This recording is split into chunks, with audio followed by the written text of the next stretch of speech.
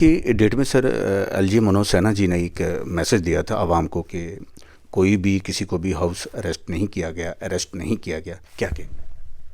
हमारे उमर साहब जो हैं उनको तो हाउस अरेस्ट कर दिया गया है जजमेंट आने के बाद। जो हम मीडिया पे देख रहे हैं, हम लोग देख रहे हैं कि उनके गेट्स के ऊपर वो साला वो अंदर हैं घर के, और बाहर उन्होंने उसको बंद कर दिया है, लॉक कर दिया है सारा, उनको बाहर नहीं आने जाने दिया जा रहा है। तो हाउस अरेस्ट का कोई इशू ही नहीं है, जजमेंट है, कोर्ट की है। ऐसा ही नहीं कि गवर्नमेंट का डिसीजन था तो बड़ी रिजेंटमेंट हो जाती, कुछ ऐसा हो जाता। कोर्ट का है, कोर्ट की सभी रिस्पेक्ट करते हैं। और इसकी मैं नहीं समझता था इस बात की ज़रूरत थी कि आप पॉलिटिकल लीडर्स को, अभी तक उमर साहब का देख रहे, हो सकता है कुछ बाकी लीडरों के भी इसी तरह उनको हाउस अरेस्ट कर दे।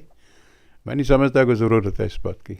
अगर उन्होंने 370 के इशू के ऊपर कोई बहुत बड़ा कश्मीर में कोई हंगामा करना होता या सड़कों पे आना होता, लोगों को लाना होता, तो ये उस वक्त कर देते थे। जब 5 अगस्त 2019 को इन्होंने वो 370 और की एब्रोगेशन हुई, ऐसा कुछ किया ही नहीं, क्योंकि वो नहीं बिलीव करते इस चीज़ को कि सड़कों पे आके एक law and order problem create की जाए, या उससे तो मसला हल नहीं होने वाला है। तो मैं नहीं समझता था कि आज भी सुप्रीम कोर्ट की जजमेंट आने के बाद कोई इस तरह का कुछ होता, कोई इनको ज़रूरत नहीं थी ऐसे पॉलिटिकल लीडर्स को कोई गिरफ्तार करने की। ठीक है, प्रेस कॉन्फ्रेंस करते, स्टेटमेंट देते, अपना रिएक्शन देते, जैसे हम दे रहे हैं या आम लोग दे रहे हैं, इससे ज़्यादा शायद कुछ नहीं होता। इस वक्त मेरे साथ हैं जो शख्सियत आप सब लोग जानते होंगे, अशोक अत्री जी हैं जो फॉर्मर डीआईजी थे। इनसे बात करने की कोशिश करेंगे कि क्योंकि लोगों में जो उम्मीद थी, लोगों में जो ख्वाहिश थी, लोगों का जो इंतज़ार था, आज पूरा हो चुका, क्योंकि 370 जो है वो टूट चुका है। सर, आपका बहुत बहुत स्वागत है पहला हेडलाइन न्यूज़ में। Thank you very much, thank you sir. 370 को लेके जो आम जनता की ख्वाहिशें थी, जो दिल में एक बड़ी खुशियां थी कि एक सुप्रीम कोर्ट जो हमें बताने वाला है, आज वो सामने आ चुका है। हाँ, सुप्रीम कोर्ट की जो जजमेंट थी, जिसका काफ़ी देर से इंतज़ार था कि वो जल्दी से जल्दी आ जाए, वो आज वो जजमेंट आ गई है। जहाँ तक लोगों का, आवाम का सवाल है 370 और 35A के ऊपर, तकरीबन मेजॉरिटी की यही चाहते हैं। हमारे जम्मू के जो निवासी हैं, जम्मू कश्मीर के, उनको यही आशा थी कि सुप्रीम कोर्ट का जो वर्डिक्ट उससे इंसाफ मिलेगा और 370 और 35A जो है वो बहाल रहेगा। वो एक स्पेशल स्टेटस था जो जम्मू एंड कश्मीर को मिला था 370 के तहत। तो लोगों की एक्सपेक्टेशंस के मुताबिक तो मुझे नहीं लगता है कि ये पूरी हो पाई है, उनकी जो उम्मीदें थी। तो लेकिन फिर भी बहुत अच्छा है, कम से कम एक तो स्टेटहुड वापस हो गया है, और दूसरा ये है कि supreme court, honourable supreme court ने ये डायरेक्शन दी है गवर्नमेंट ऑफ इंडिया को कि साहब ये सितंबर तक जो है जम्मू कश्मीर में इलेक्शन हो जाने चाहिए। क्या समझते हैं सर कि जो जम्मू कश्मीर की जनता है यही चाहती थी कि इसको जो है वापस लिया जाए? नहीं, जम्मू कश्मीर की जनता तो कभी नहीं चाहती थी।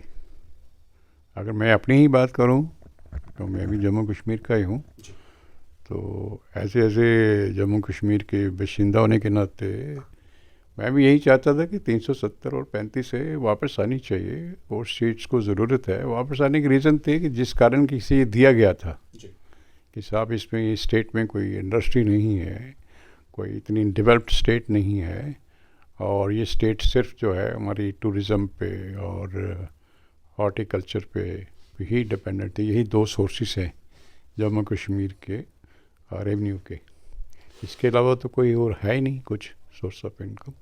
सर, जब से 370 टूटा था, कुछ सरकार के वादे थे, इसके बाद भी आवाम के फ़ायदे के लिए।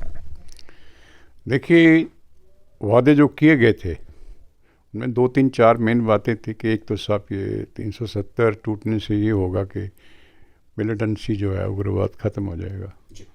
लेकिन मुझे नहीं लगता है कि अभी उग्रवाद जो है वो ख़त्म कर पाए हैं, जो हो जाना चाहिए था। दूसरा इसलिए भी ये कहा गया था क्योंकि आपने देखा होगा कि ये जो डिमोनेटाइजेशन हो गया था कि साहब ये करेंसी बहुत है आतंकवाद को चलाने के लिए उग्रवादियों के पास, तो जब वो भी हम करेंगे तो करेंसी जो है वो पैसा नहीं रहेगा, तो शायद टेररिज्म सर्वाइव नहीं कर पाएगा। लेकिन आप देख रहे हैं कि आज की डेट में भी अभी कुछ दिन पहले भी जो है वो मिलिटेंसी रिलेटेड वारदात हुई है। तो एक तो मिलिटेंसी वो ख़त्म नहीं हो पाई है 370 टूटने के बाद। रही डेवलपमेंट की बात, तो डेवलपमेंट में सबसे बात ये है कि एक तो लोगों का जो इनकम थी उसमें वो बड़ी नहीं है, वो घटी है। और जब इनकम कम हो जाएगी लोगों की तो नेचुरली उनका जो है लिविंग जो लेवल है वो नीचे जाएगा। और उसका एक कारण ये भी था कि यहाँ कहा गया था कि साहब यहाँ इंडस्ट्री आ जाएगी, एम्प्लॉयमेंट बहुत ज़्यादा हो जाएगी, एम्प्लॉयमेंट रेट कम हो जाएगा। और उसके अलावा भी हमारे माननीय प्राइम मिनिस्टर ने कहा था कि हम 2 करोड़ जो नौकरियाँ लोगों को देंगे, लेकिन इंडस्ट्री भी कोई ख़ास आई नहीं जम्मू कश्मीर में। और ना ही वो एम्प्लॉयमेंट जो देने को कहा गया था, ना ही जम्मू कश्मीर के लोगों को एम्प्लॉयमेंट मिली। ये देखा गया सर कि पत्थरबाजी तो अब कश्मीर के अंदर बंद हो चुकी है, लेकिन अभी भी मिलिटेंसी जो है कई डिस्ट्रिक्टों में आपने देखा है कि कई हमारे जो सिक्योरिटी फोर्सेस के जवान जो हैं वो शहीद हो चुके हैं। देखिए, उग्रवाद में जब हम सर्विस में थे, हम पत्थरबाजी जो होती थी हम इसको नॉर्मल सिचुएशन मानते थे। इसका मतलब ये है कि उग्रवाद ख़त्म हो रहा है और पत्थरबाजी लॉ एंड ऑर्डर, नॉर्मल जो लॉ एंड ऑर्डर होता है वो वापस आ रहा है, तो ठीक है, सिचुएशन चिंता की नहीं है। हाँ, पत्थरबाजी कोई इतना बड़ा इशू नहीं है। वो पत्थरबाजी वो हमारे टाइम ही, हमारा एक पुलिस ऑफिसर थे सीनियर, अभी भी वो इन सर्विस में है शायद, तो उन्होंने उस पर काम किया, एक बड़े अच्छे तरीके के साथ किया और उसको रोका गया। और दूसरा, जब आप लार्ज स्केल के ऊपर गिरफ्तारी करोगे और एक टेरर जो है एक इन्वेस्ट करोगे लोगों में या यूथ में कि साहब चाहे किसी ने पत्थर मारे या नहीं मारे, तो पकड़ो और अंदर दे दो और पेच से लगा दो। तो अगर ऐसे ही जो है हार्श मेयर से आप समझते हैं जी पत्थरबाजी रुक गई है, तो वो बड़ी अचीवमेंट है। तो उसको अचीवमेंट नहीं मानते। इस मीन्स कि जब ये लोग बाहर आ जाएंगे तो उसकी क्या गारंटी है कि दोबारा वो पत्थरबाजी पे नहीं आ जाएंगे। पत्थरबाजी को मैं कोई इश्यू नहीं मानता, मसला नहीं था। मसला यही था कि उग्रवाद को रोका जाए और ताकि ये जो लोग हैं हमारे अवाम हैं एक पीसफुल और एक अच्छी जो है बेहतर ज़िंदगी जो है वो खौफ फ्री कह सकते हैं हम इसको, बिना डर के वो लीड कर सकें, गुजार सकें। आज की डेट में सर एलजी मनोज सिन्हा जी ने एक मैसेज दिया था आवाम को कि कोई भी किसी को भी हाउस अरेस्ट नहीं किया गया, क्या कहें? हमारे उमर साहब जो हैं उनको तो हाउस अरेस्ट कर दिया गया है जजमेंट आने के बाद। जो हम मीडिया पे देख रहे हैं, हम देख रहे हैं कि उनके गेट्स के ऊपर वो साला वो अंदर हैं घर के, और बाहर उन्होंने उसको बंद कर दिया है, लॉक कर दिया सारा, उनको बाहर नहीं आने जाने दिया जा रहा है। तो हाउस अरेस्ट का कोई इशू ही नहीं है, जजमेंट है, कोर्ट की है। ऐसा ही नहीं कि गवर्नमेंट का डिसीजन था तो बड़ी रिजेंटमेंट हो जाती, कुछ ऐसा हो जाता। कोर्ट का है, कोर्ट की सभी रिस्पेक्ट करते हैं। और इसकी मैं नहीं समझता था इस बात की ज़रूरत थी कि आप पॉलिटिकल लीडर्स को, अभी तक उमर साहब का देख रहे, हो सकता है कुछ बाकी लीडरों के भी इसी तरह उनको हाउस अरेस्ट कर दे। मैं नहीं समझता कोई ज़रूरत है इस बात की। अगर उन्होंने 370 के इशू के ऊपर कोई बहुत बड़ा कश्मीर में कोई हंगामा करना होता या सड़कों पे आना होता, लोगों को लाना होता, तो ये उस वक्त कर देते थे। जब 5 अगस्त 2019 को इन्होंने वो 370 और की एब्रोगेशन हुई, ऐसा कुछ किया ही नहीं, क्योंकि वो नहीं बिलीव करते इस चीज़ को कि सड़कों पे आके एक law and order problem create की जाए, या उससे तो मसला हल नहीं होने वाला है। तो मैं नहीं समझता था कि आज भी सुप्रीम कोर्ट की जजमेंट आने के बाद कोई इस तरह का कुछ होता, कोई इनको ज़रूरत नहीं थी ऐसे पॉलिटिकल लीडर्स को कोई गिरफ्तार करने की। ठीक है, प्रेस कॉन्फ्रेंस करते, स्टेटमेंट देते, अपना रिएक्शन देते, जैसे हम दे रहे हैं या आम लोग दे रहे हैं, इससे ज़्यादा शायद कुछ नहीं होता। कहीं ना कहीं युवा जो है वो परेशान है, क्योंकि युवा जो परेशान है, युवा कहता है कि मैं अब बिल्कुल पढ़ा लिखा हूँ, मेरे पास नौकरी नहीं है, लेकिन 370 टूटने के बाद ही ये असर सामने आया। युवा की परेशानी जो है वो जायज़ है। जायज़ इसलिए है कि 5 अगस्त 2019 से पहले 6.8% थी अनएम्प्लॉयमेंट, और आज की डेट में जो मेरे पास फिगर है वो 26 पॉइंट कुछ है, मतलब इतना ज़्यादा अनएम्प्लॉयमेंट है। एक तो ऑलरेडी जम्मू कश्मीर में नौकरी नहीं है, जॉब नहीं है, और दूसरा ये है कि 370 से अब कोई भी जो है एक 4th क्लास की पोस्ट को छोड़ के उसके अलावा पूरे भारत देश से कोई भी कहीं से भी अप्लाई कर सकता है किसी पोस्ट के लिए भी। और दैट मीन्स कि ये जो अगर थोड़ी बहुत पोस्टें निकलेंगी भी तो उसकी कोई गारंटी नहीं है कि वो जम्मू कश्मीर वालों को ही मिलेंगी। ये समझ सकते हैं कि युवा के लिए परेशानी और बढ़ने वाली, जो युवा के लिए परेशानी बढ़ने वाली है उस पर कोई शक नहीं है।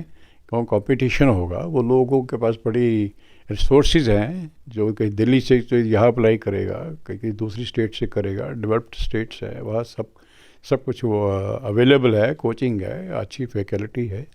उसमें काल में जम्मू कश्मीर में तो कुछ भी नहीं है।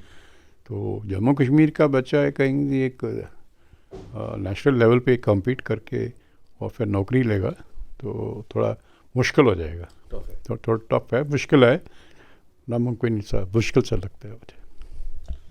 सरकार की तरफ से जो अभी भी जो ऐलान हुआ है कि किसी को भी गिरफ्तार नहीं किया गया है, लेकिन आपने खुद कहा है कि कुछ लोग जो हैं अभी हाउस अरेस्ट हो गए हैं, अरेस्ट हो गए हैं, तो कहीं ना कहीं सर ये इस क्या कहेंगे इस माहौल को? देखिए ये मैं जो कह रहा हूँ, जो उमर साहब का हमने देखा कि घर के गेट के बाहर वो बंद हुआ है, चेन से बंद कर दिया गया है, तो वो क्या है, हाउस अरेस्ट है, तो अरेस्ट ही तो हुई है वो। तो इससे ये भी एक मैसेज आता है कि खाली उमर साहब को हो सकता है कुछ और पॉलिटिकल लीडर्स को भी ये अरेस्ट करने की कोशिश करें, पीडीपी की लीडरशिप को कर सकते हैं, ये किसी और ऐसी पार्टी को कर सकते हैं। तो इसलिए मैंने बता दिया आपको पहले कि इतना पैनिक होने की ज़रूरत नहीं है, ये सुप्रीम कोर्ट की जजमेंट है। तो मुझे नहीं लगता कि उसका अगेंस्ट कोई लोग सड़कों में निकलते हैं। हाँ, रिएक्शन हो सकता है, वो कह सकते थे, मगर ऐसा नहीं था कि कोई कश्मीर में बहुत बड़ा कोई बवाल हो जाता।